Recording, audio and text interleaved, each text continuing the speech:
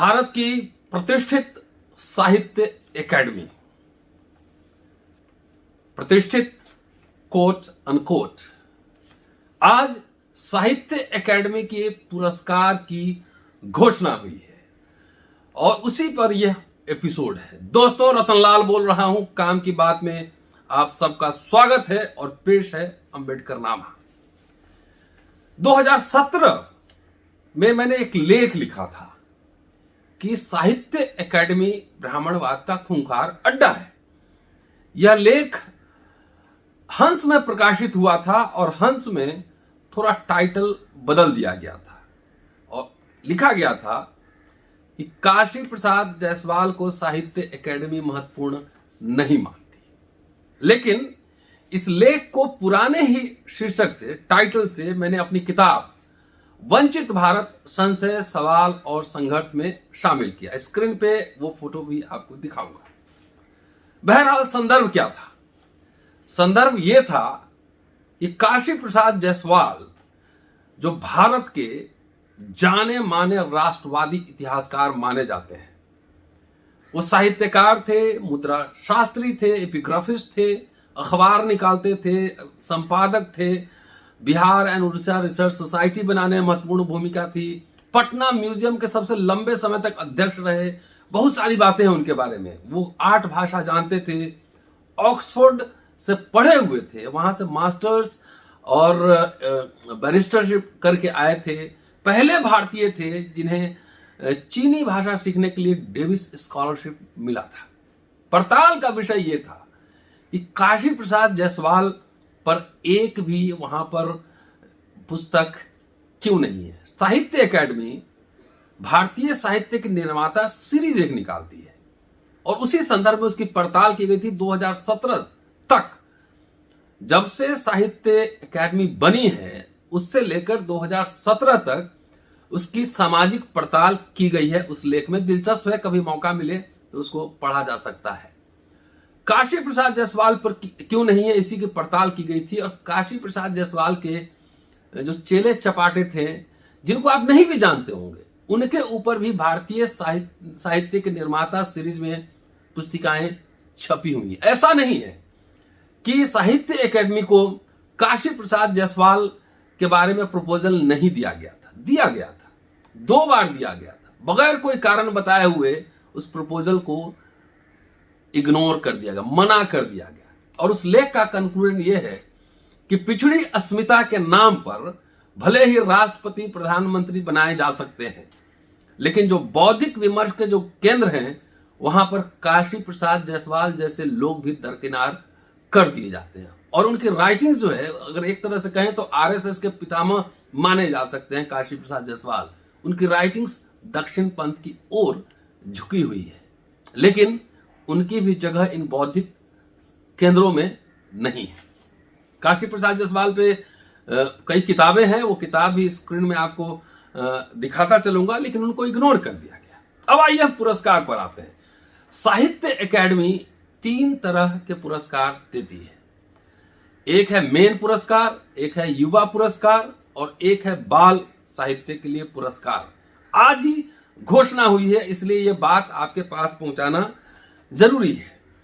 और हिंदी पे ही फोकस करूंगा। कई असमिया, बंगला, बोडो, डोगरी, अंग्रेजी, हिंदी, कन्नड़, कश्मीरी, कोंकणी, मलयालम, मराठी, नेपाली, ओडिया, पंजाबी, राजस्थानी, संस्कृत, संथाली, सिंधी, तमिल, तेलुगु, इन भाषाओं के लिए आज इसकी घोषणा हुई है। और गुजराती, मैथिली, मणिपुरी और उर्दू भाषा के जो पुरस्कार हैं वह बाद में घोषित किए जाएंगे।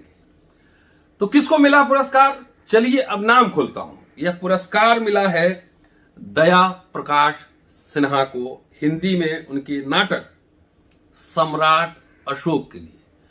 शायद मेरी कमजोरी होगी, मैं उनको नहीं जानता हूं, उनकी राइटिंग्स को नहीं पढ़ा हमने, और पहली बार नाम भी सुन रहा हूं। लेकिन जो भी हिंदी के साथी ये सुन रहे होंगे वीडियो, कितना उनको जानते हैं, उनकी जो राइटिंग्स हैं कितना आपने पढ़ा है, किस कैटेगरी के है, यह जानना भी जरूरी है।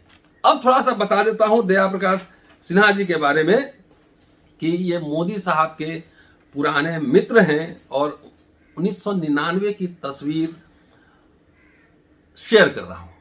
2020 में इनको पद्म श्री से भी सम्मानित किया गया है और उनके पेज पे जाएंगे तो लोहिया से लेकर तमाम अटल बिहारी वाजपेयी जी के समय भी लोहिया सम्मान वगैरह ये सब मिल चुका है।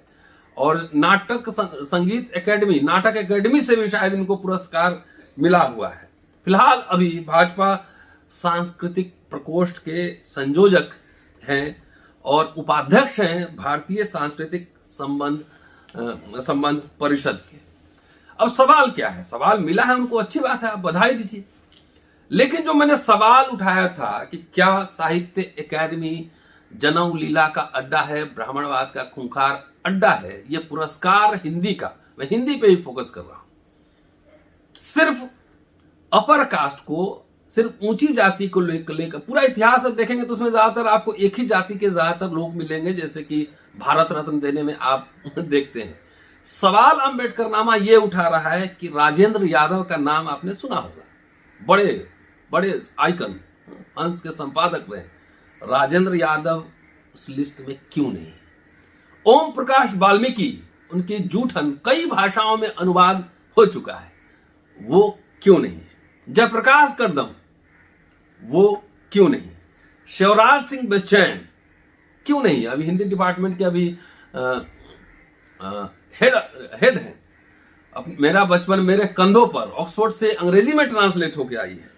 संजीव शिवमूर्ति, हरिराम मीना साहब का मैंने कई बार इंटरव्यू किया है, पुलिस अधिकारी रहे हैं और बहुत ज्यादा उन्होंने लिखा है। ये पूरा हिंदी की जो जनऊ लीला है, इसमें सिर्फ अपर कास्ट का प्रतिष्ठित साहित्य एकेडमी है।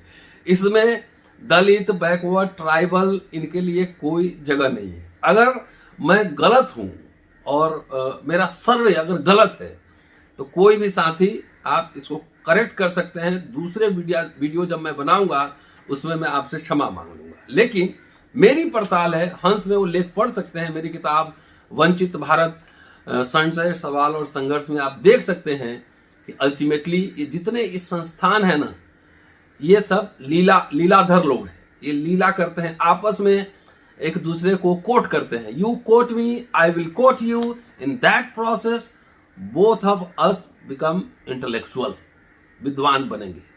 तो ऐसे ऐसे सम्मान बांटे जा रहे हैं और विद्वता भारत है, जनऊ लीला का देश है। देखते रहिए अंबेडकर नामा और साहित्यकार दोस्तों के बीच ज्यादा से ज्यादा शेयर कीजिए। शुक्रिया, keep watching and sharing Ambedkar नामा। आपसे अगले एपिसोड में फिर मिलता हूं।